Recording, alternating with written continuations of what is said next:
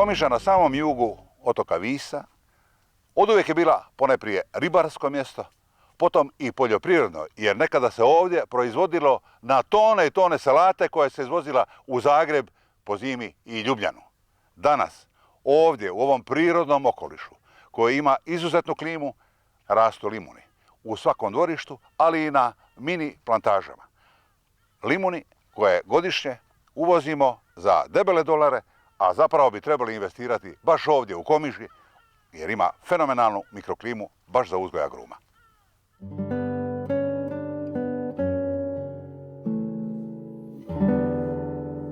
Zapravo je cijeli otok Vis zbog svoje klime iznimno mjesto za uzgoj i limuna, kasnih mandarina, ali i klementina. Komiža zbog svoje mikroklime prednjači za uzgoj limuna, kojeg i sada ima pred svakom kućom. Nema kuća koja nema ispred svoje okućnice stabala bez limuna. Ali to nisu limuni od jučer? Ne, to su limuni koji su već tu godinama već u Komiži, tradicionalno. Za limun sam rekla, što osta. Ništa se ne radi, ništa se ne polijeva, malo se tu podreže, malo samo suhe grane i gotovo. Nema prskanja, nema ništa. I to je što osta. Što zemlja da, to zbaci vanka. Tu je u Komiži i pilot nasad od 2000 četvornih metara u kojem je godišnji prinos od oko 10 tona vrhunskog ekološkog limuna. Baš u ovo vrijeme prepun je konzumnog limuna koji je spreman za berbu, no istodobno na stablu su i poluzreli plodovi, tek zametnuti plodovi, a i cvijet limuna. To je vjerovatno rezultat ove mikroklime koje ovdje u Komiškoj vali, gdje recimo siječanska temperatura je prosječna +9, godišnja je +17, 18, zaštićena je od sjevernih vjetrova.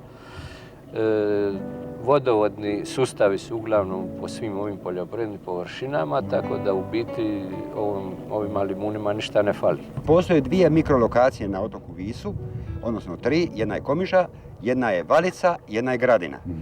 Znači, na otoku Visu Komiža je najtoplija, ali ova 2 predjela na mjestu Visu, znači na Kutu i na Luci, šta je Valica na Kutu, šta je Gradina na Luku, to su 2 idealne mikrolokacije za uzgoj limuna, odnosno agruma. Ne govorimo samo o limunu, jer mi imamo ovdje i grep i naranču. No kao i svugdje u nas, pa tako i na Visu, problem je zemlja, iako na otoku postoji više od 2000 hektara neiskorištene plodne zemlje. Nikad nije bilo toliko zapuštene zemlje na otoku Visu kao danas. To je veliki problem. Bilo koja aktivnost nova na zemljištu zahtijeva dakle i ozbiljnije površine. Mi do njih jako teško dolazimo.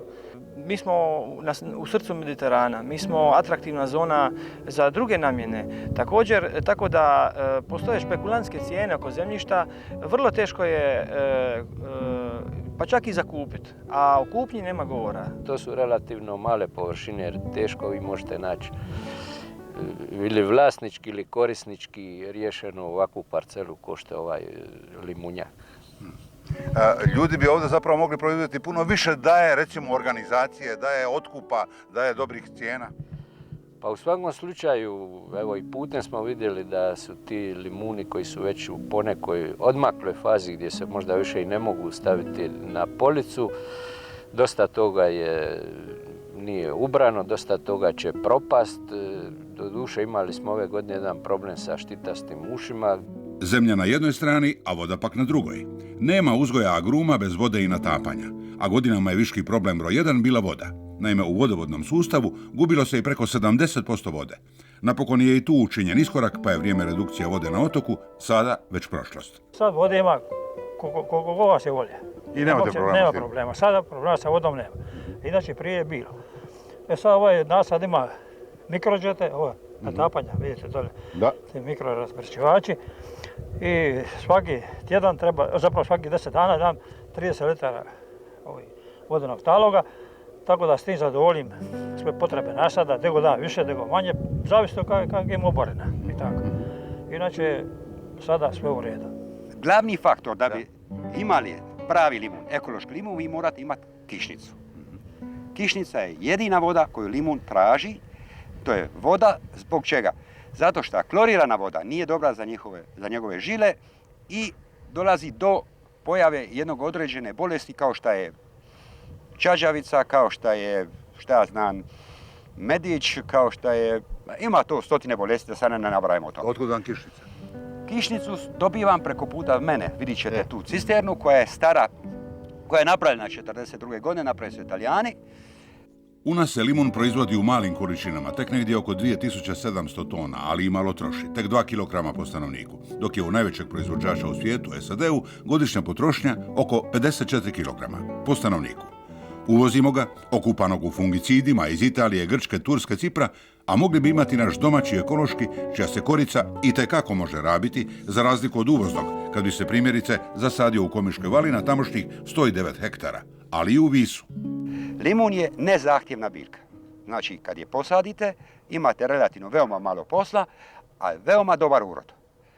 Na primjer, 420 stabala ove godine su dali 12,5 tona agruma. Kako ste ih distribuirali, kako ste ih prodali? Ne da sam ih distribuirao, nego nisam mogao odbiti kupce. Ja 100% limun obrađujem, osim ove sjemenke, iako sam sad primio nekakvu informaciju da su te sjemenke kad se osuše i samelje jako dobre za marmelade, za stvornjavanje marmelada.